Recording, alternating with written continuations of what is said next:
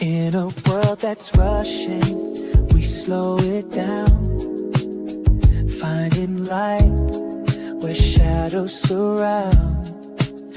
Heart to heart, where the truth is told.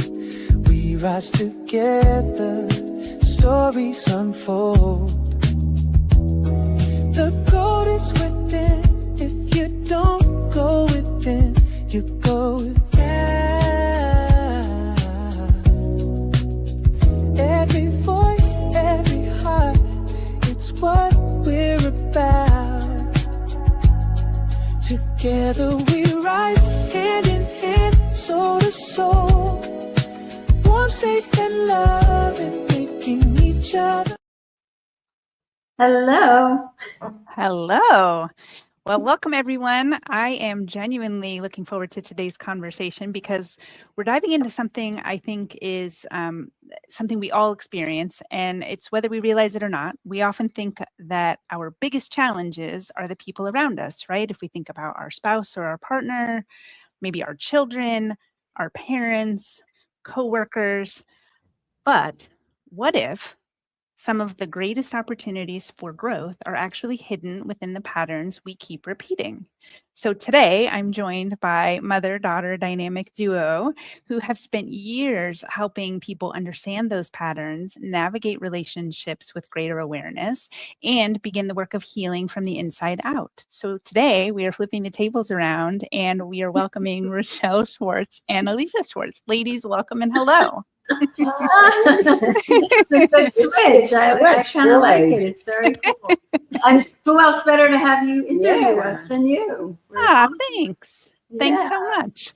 Yeah. So I just want to get right into this topic because when we last chatted on this a few months ago, I've been sort of percolating in my brain and I'm just like, ooh, I can't wait. So I know like a recent topic or word, buzzword that we've been hearing around the internet and online and in spaces around maybe wherever we hang out, we hear the term shadow work more often than we have in any recent history. But I am suspecting a lot of people don't actually know necessarily what it means. And they probably beyond that couldn't explain it. So when someone says shadow work, what are they really talking about? Well, from what we've been, doing this for so long, basically to make it really simple, shadow work is the things that we hide, deny, and don't want to show the world. Now, that's not only dark parts of ourselves, that's also the light of who we are as well, right? We have the duality of both. We have the dark and we have the light. So with the shadow work, what we do is we go inside and we really dialogue with the part of ourselves that's been hidden in the shadows. Maybe it's your jealous self. A lot of people can't be with their jealous self. But the gift of jealousy is motivation. It motivates you to do things different. Or you see someone out there and you're like, oh, I want what they want. Right. Okay, great. So now we get to use that part instead of it using us. And it's the same thing with the light part of who we are. Maybe you look out in the world and you see, what's another light quality? Beautiful. You admire someone beautiful. Yeah. So we go inside and we look. What's the gift of being beautiful? Yeah, it's a disowned part of ourselves. Either way. Really is. And we learn to own it. We do. We really do. We earn it. Let me tell you, we do. And it's wonderful and it's freeing and it's loving when we could get all pieces of who we really are. And it's not a head process. Shadow work is moving from the head to the heart. Yeah. To be willing to let go of the mind and then get into the heart and really integrate that part of you, because we are duality.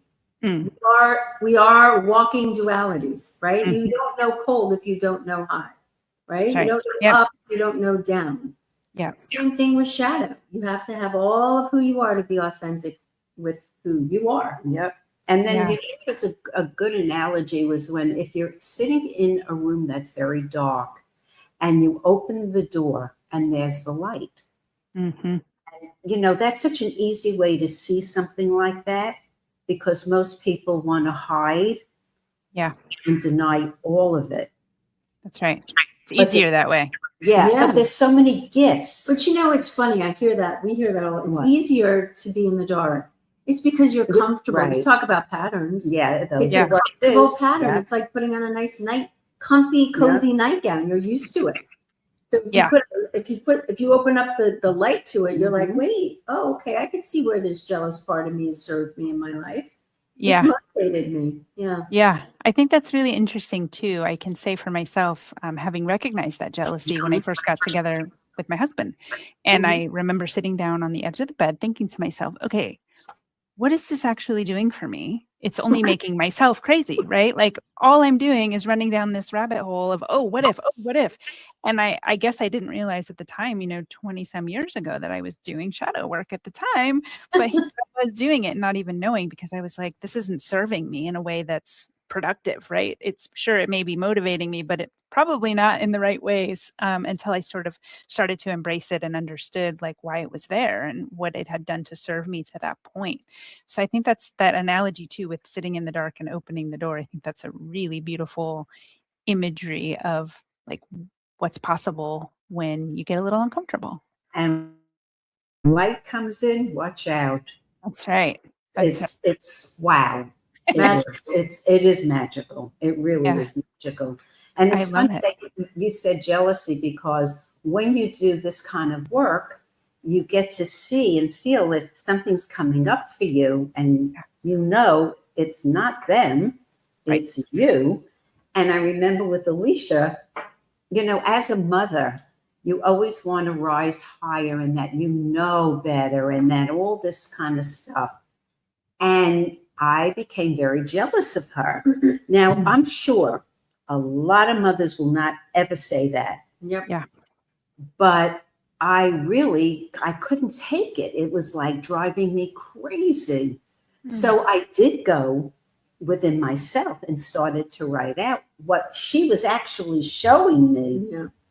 And it was so powerful. And then I happened to, because I have number one, a sacred space, and I know there's no judgment.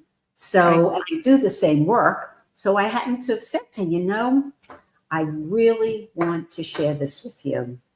And I did. And I said, I was very jealous of you because Alisha is a manifester. She's very quick. I'm on the slow train. I'm like, okay, I'll breathe it in and then I'll see. All right. But, and I got to see that it's like she was showing me what I could do as well. And that's what's so great about the shadow. Yeah. When you use it. Yeah. Yeah. So I'm curious, when someone first comes to you, what tells you that they might be ready to actually embark on the journey to do this work? You knew it was coming. Yeah. It's really easy because once someone shares a little bit about what's going on for them, usually it goes into a pattern. Oh, my mother, my father, I can't stand when they do this, and then it's not just them, then it's the husband, and then it's the kids. And so, we really kind of assess and we ask them powerful questions like, okay, well, do you know what shadow work is? Mm-hmm. This is what it is. So if you're willing to take the journey, this is what it's going to look like. And then you just explain it. And if they're ready, they know. Yeah. They know. Yeah. They know they're ready. And I think a lot of clients that come to us, basically it's a pain. They're in some sort of pain. They've used and worked with every modality you can think of, and nothing has worked. Yeah. And so they're ready and they're willing to take the plunge and trust us. Yeah.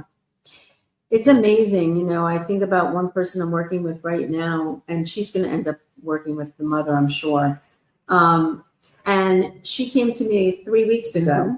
And in 3 weeks, the girl is like, oh, you taught me this and it's like so amazing because it's not like it takes long, because when you're ready to see it, the shadow of who we are, the light and dark, boom. It's like an instant Mhm. transformation. Is just a shift in perception. That's all it is. That's all transformation is.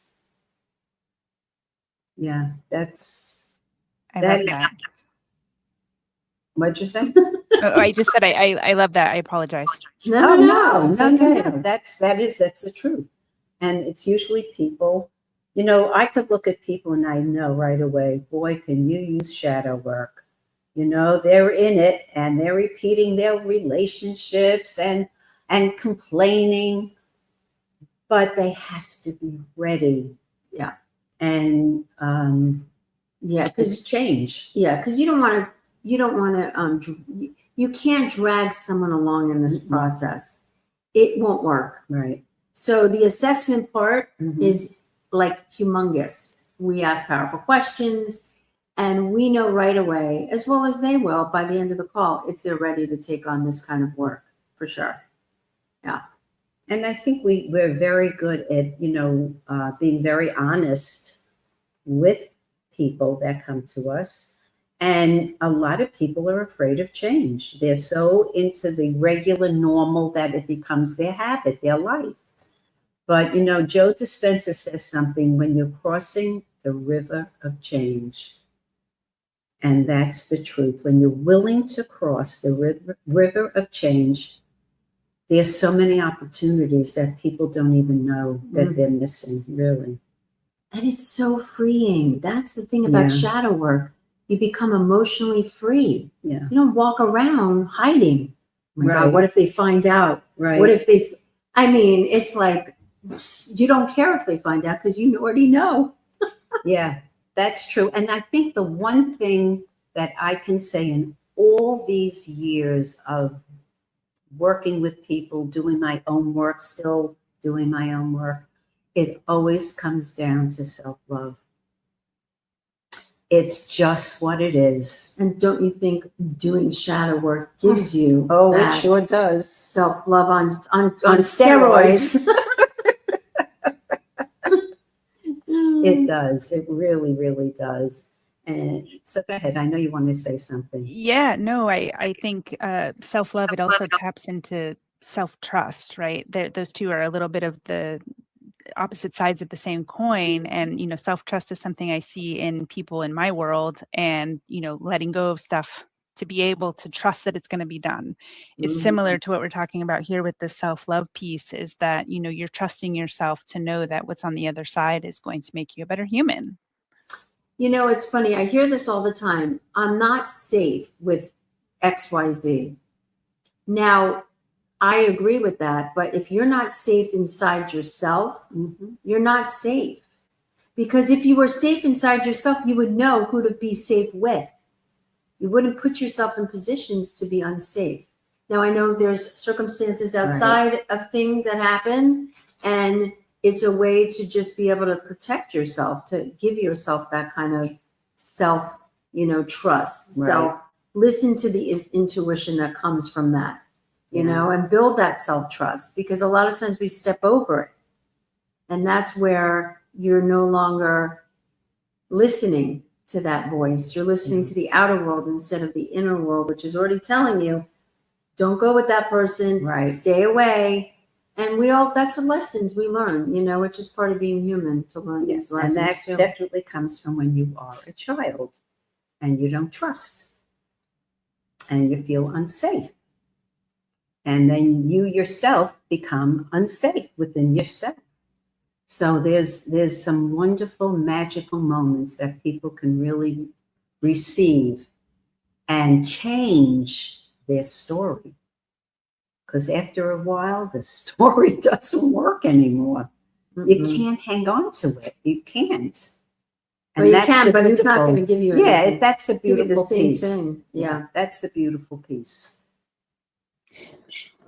Well, I know part of this conversation came from, I sort of mentioned it earlier, about a few months ago when you and I, or the three of us, sat down and first had one of our early conversations, which was we were talking about the tension that people experience when they're trying to move forward in life. And we've talked about this a little bit with the sea of change.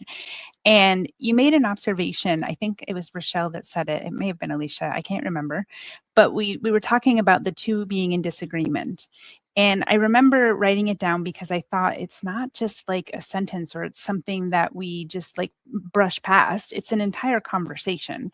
And I don't know if you recall who said it, but I really have kind of been noodling on it since we had that conversation back in, I think it was May. And, you know, can you take us back to that moment and like, what did you mean by the two being in disagreement? And why do you think that shows up so often in our relationships? Well, I think that when you're in disagreement with someone, it's because you're not hearing what the other person needs and wants because you're in your own, you know, disagreement in your own head. So to get out of that would be to step outside of your own self for a moment and step in and say, you know, is there something you need to share with me? You know, is there something you need to communicate with me? Because we keep going back and forth and we're not hearing each other. Right. So let's kind of find a time where we're not both triggered in this and we can sit down and really look at what this is all about, you know? And I, go ahead. You know. And I would say that most people, including me, have to be right. I will stand on my deathbed to show you how right I am. And I think you're more than me because I'm like, okay, let's move on with it. It's because I'm probably older. Yeah, But it's really, it's like, and it's without a doubt a practice constantly until it gets to a point where you go, you know what, whatever. And it's like, I got to go look at this stuff because why do I care? I don't have to be right. Mm-hmm. And there's a saying, you want to be right or do you want to be happy? And it's a choice. Yeah. And I think that the whole being right thing is it's just like we have these righteous positions. We know better. We know what's right for people. Right. And the truth is we really don't know what's right for people. We have to allow them to be where they are and support right where they are. And I think that helps in every relationship. I do it with my mom. You know, when we're in this kind of triggering moment, I'll stop and I'll be like, okay, she needs to go there. So I'll let her. And I'm going to just. Yeah, she learned that. She did learn that from me because I was like, I'm out. She's like bye-bye. A ball in a china shop. So I'm like, okay, she's in her little ball in a china shop. So I'll just let her be. But it helps because it's really helped me allow her to be where she needs to be and me not step in and try to fix or change because it's not going to help anyway. They need to be where they are. We all do. Yes. So giving space in the relationship for wherever the person is a gift. And you give yourself into the other person. And I think it's also communicating it because I would say, you know, I can't, she wants to know right away. What'd you think? So what'd you think of that? I have to walk away and just be so I can really see what it is that's going on. And that's what I think she's become really good at that for me because otherwise I check out real quick. So, and all my life I have people all around me that have to be right. Well, and it's because we're only reflecting what we are. Correct. Right. So once we get that we don't have to be right, the outer world will mirror that to us. Yes, they will. People, places, and things will show up differently. You'll find people more open and more receptive, and they'll let you be, and they're not going to be right because you're not right. Remember, your inner world is a reflection of your outer world. Yeah, and I think that's great because you give people that space because I don't have to be right. If I'm sitting and talking to my sister, let's say, I don't have to be right. So I just let her talk. And that's it. It's very freeing for both. Yeah. And I think the piece about space is huge, right? I think it's something that as a society, we don't do. And we're in such a rush all the time. And people aren't really, what is it? They're not really listening to hear, right? They're listening to respond. And I think that that kind of fits with this narrative of what we're discussing right now is it's like, okay, Alisha has learned over the years, like, okay, Rochelle needs her space for a minute. Like, let's let her just process however she's processing.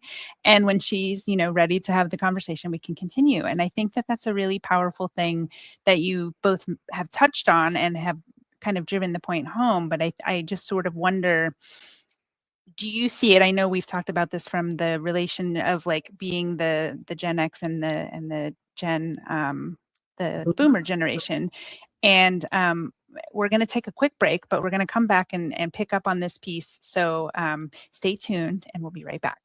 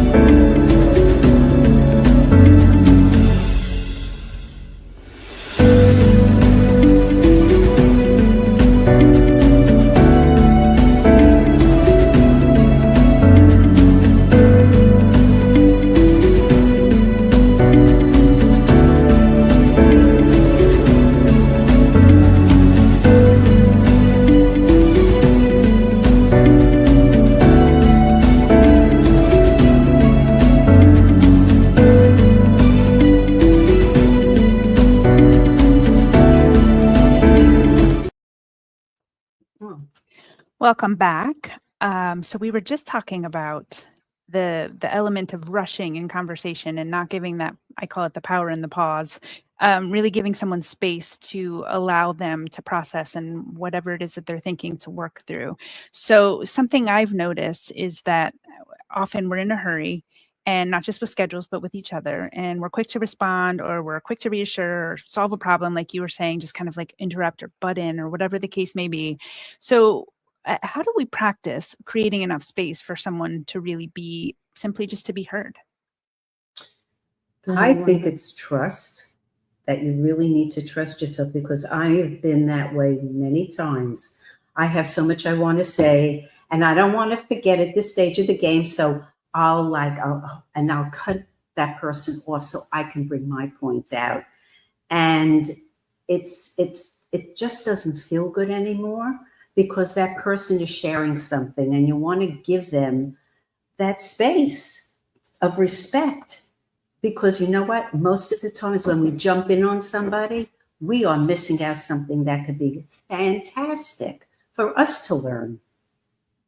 So that, I think, is really, really, really important. It really is. And I'm still practicing that, because I catch myself. I really do. So go ahead. What do you think about it? Well, I think that you have to have restraint. Restraint is a good one, because if you can be with that restrained part of you, you'll know when you can drive in and move out, go in, move out. And it does really help when you have that level of restraint. I used to think restraint, again, you talk about the shadow, I used to think restraint was so bad, right? Because I had an experience when I was young with someone with restraint. So I didn't like that part of me. But then when I found that restraint really gives you a lot of gifts, it really helps you pause, listen, understand someone, maybe, get a different point of view before you just launch into somebody else. It allows you some space and freedom, to be honest. A lot of freedom, restraint. And I also want to put in that when growing up and you're never heard, and there it goes, and it's like balls to the wall, I'm talking, I don't care. And that's another, shadow, because for me, I never was heard, and I had learning disabilities, so I was stupid. So it's like a wild ride on that as well. And the other thing too, I think restraint gives you boundaries. Like, as a kid growing up with a learning challenge as well, all I wanted was attention because I wasn't getting it the normal way, right? Because my brain didn't operate the same. So when I learned this level of just restraining, just listening, it was just a whole new world opened up for me with that part of me. I think I appreciate that piece about the boundary and hearing you both kind of coming at that in different ways. And I kind of alluded to this before our break, but coming at this from our respective age groups, right? And how we were raised and how, as a mom, Rochelle to Alisha, that shows up in your guys' relationship from the perspective, okay, like I've done this work and I also identify this in myself because, we're only human, right? I think a piece that popped in for me was kind of hearing that little bit on boundary and growth. Like, what's the difference, would you say, between discomfort that signals growth versus discomfort that signals boundary? Well, that's a good question. I mean, I think boundary is something that's still uncomfortable for some people. Like you feel it in your body. You're like, oh, that's like a boundary. Growth, I think, is more expansive. It's more exciting. Even if you're scared, there's still a level of excitement. You know what I mean? Boundaries, it's not the same in that it gives you that excitement in the beginning. Usually it's like like for me, it's like a feeling in my body like, oh, okay, that's right. Okay, it's like a self-correct. Okay, this person, place, or thing needs a boundary. Okay, let me just readjust. Where growth feels like, woo, this is going to be fun. It's exciting. It is. Even though you could be scared too, but that's, I think, the difference for me. Yeah, it is. It definitely is. Feel the fear and do it anyway. Yeah. Yeah. That's really the truth. Boundaries is an ongoing process. I think I'm better at boundaries today and more, there's more freedom in it, but it's depending on who it's coming from. It still can be a little bit tricky. I still can feel like, oh, okay, it's almost like you're walking a tightrope and you're still trying to find your footing. Right. And it's like, okay, this is good. I'm right here. Okay. Yeah. That's what it feels like. Good. Yeah. That's a great analogy. So if someone kind of is recognizing themselves in this conversation, what is a tiny first step they could take this week? Always look in the mirror. We're big mirror people. If someone's triggering you emotionally and you're pointing your finger, or you're pointing back at you, you kind of know that's a shadow lurking in the in the background, because that's a good way to determine if you're emotionally triggered. Then it's usually a shadow, light and dark, by the way. And the mirror doesn't lie. So look in the mirror. The mirror doesn't lie. It really doesn't. And you can also write a letter. Writing is so powerful. You get all your thoughts out. It's very safe. And nobody's going to look at it unless you share it. So in a journal, it's one of the most wonderful things. And another tool as far as writing is do alternate handwriting, somatic writing. It's fascinating. It really is. It takes you to another level. It's great. Yeah. And I think to what you're saying too, Mom, in the journaling, when you journal, we get it all out of, and you can maybe write as you're journaling, this person triggers me when they do whatever that is, when they yell and scream, and just start writing out what those triggers are. So when you get the trigger, you could see, okay, where am I triggered and what is it I need to do inside this kind of, we're talking shadow work, to look at myself and see maybe there's a part of me in there that I'm getting triggered by. They're mirroring something in me. Yeah. And most likely it is. Yeah. Usually when you're pointing, three are pointing back, it's usually you. Yeah. Because if you're not emotionally charged, you're not on a shadow. No. And that's great. It's just information like, hi, how are you? That's how you know.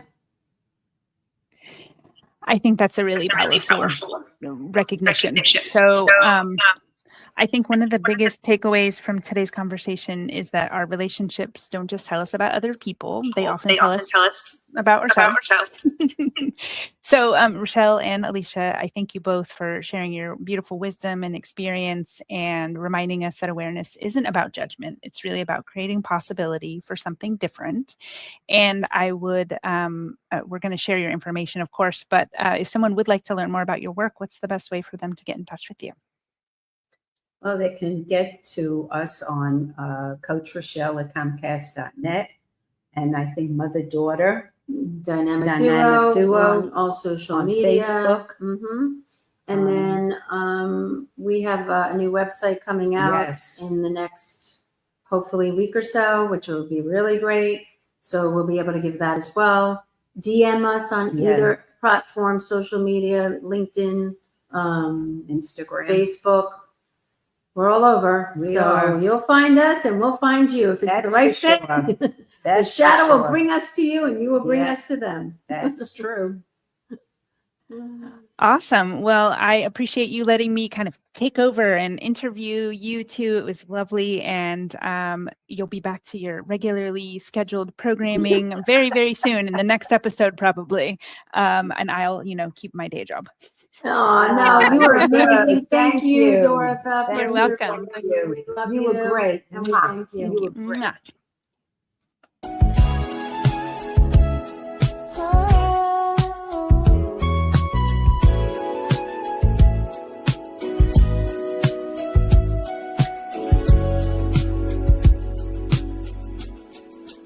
In a world that's rushing, we slow it down, finding light where shadows surround. Heart to heart, where the truth is told.